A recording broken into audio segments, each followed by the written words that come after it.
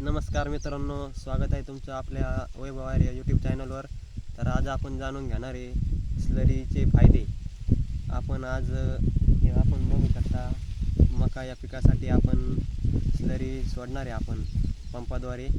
तर त्यासाठी योग्य प्रमाण, स्लरीचे फायदे आणि स्लरीचे मकासाठी काय फायदे ते आपण बघून घेणार आहे. त्यामुळे व्हिडिओ शेवटपर्यंत बघा. तर मित्रांनो, सेंद्रिय स्लरी म्हणजे काय?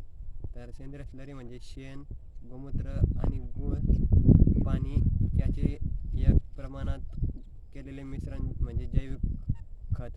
त्यालाच आपण सेंद्रिय स्लरी असे पण म्हणता येईल. आणि त्याचे मकाला अत्यंत चांगले फायदे आहे मित्रांनो. मकामध्ये हिरवापणा वाढतो, मकाची पांढऱ्या मुळ्या असतात ज्या जमिनीतल्या त्या वाढतात. मकाच्यासाठी जे जीवाणू असतात मातीतली ते वाढण्यात मदत होते सेंद्रिय स्लरीमुळे. मकाची वाढ पण चांगल्या प्रमाणात होते. तर आपण पंपासाठी किती प्रमाण घ्यायचं चला तर ते आपण तुम्हाला सांगतो. तर मित्रांनो, हे बघा, आपण येथे पंप घेतला आहे आणि हा पंप 15 ते 17 लिटरचा आहे. त्यामध्ये आपण 14 ते 15 लिटर आपण पाणी टाकलेलं आहे आणि 2 ते 3 लिटर आपण स्लरी टाकलेली.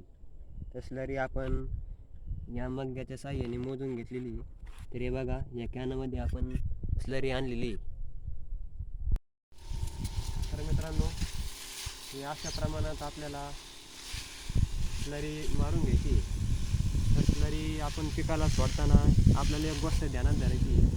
आपण जेव्हा स्लरी सोडू तर ती एक तर सकाळी 8 ते 10 किंवा सायंकाळी 5च्या नंतर या दोनच वेळात सोडावी.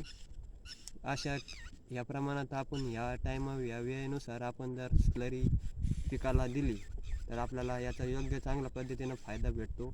दुपारी उन्हात स्लरी मारून नाही